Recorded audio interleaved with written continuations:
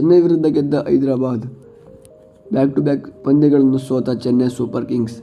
ನಿನ್ನೆ ನಡೆದ ಪಂದ್ಯದಲ್ಲಿ ಚೆನ್ನೈ ಸೂಪರ್ ಕಿಂಗ್ಸ್ ಮತ್ತು ಸನ್ರೈಸರ್ಸ್ ಹೈದರಾಬಾದ್ ಈ ಮ್ಯಾಚಲ್ಲಿ ಹೈದರಾಬಾದ್ ತಂಡ ಚೆನ್ನೈ ತಂಡವನ್ನು ಸೋಲಿಸಿದೆ. ಮೊದಲು ಬ್ಯಾಟಿಂಗ್ ಆಡಿದ ಚೆನ್ನೈ ತಂಡ ಮೊದಲು ತನ್ನ ಓಪನರ್ಗಳನ್ನು ಕಳ್ಕೊತಾರೆ.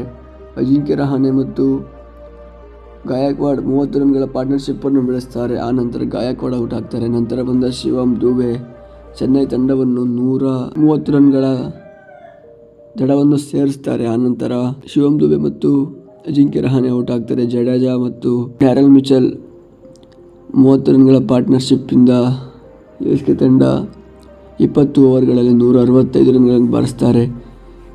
ಇದನ್ನು ಚೇಸ್ ಮಾಡಲು ಬಂದ ಸನ್ರೈಸರ್ಸ್ ಹೈದರಾಬಾದ್ ತಂಡ ಪವರ್ ಪ್ಲೇ ತನ್ನ ಆಕ್ರಮಣಕಾರಿ ಆಟದಿಂದ ಇವರು ತಮ್ಮ ಕಡೆ ಎಳ್ಕೋತಾರೆ. ಆನಂತರ ಓಪನರ್ ಹೆಡ್ ಔಟ್ ಆಗ್ತಾರೆ.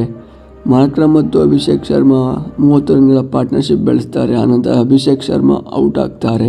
ಇಲ್ಲಿ ಕ್ಲಾಸನ್ ಮತ್ತು ನಿತೀಶ್ ರೆಡ್ಡಿ 20 ರನ್ಗಳ ಪಾರ್ಟ್ನರ್ಶಿಪ್ಪಿಂದ ಹೈದರಾಬಾದ್ ತಂಡವನ್ನು ಸುಲಭವಾಗಿ ಗೆಲ್ಲಿಸ್ತಾರೆ. ಈ ಪಂದ್ಯ ಸೋತ ಮೇಲೆ ಸಿ ತಂಡ 3ನೇ ಸ್ಥಾನದಲ್ಲಿ ಉಳಿದುಕೊಂಡಿದೆ.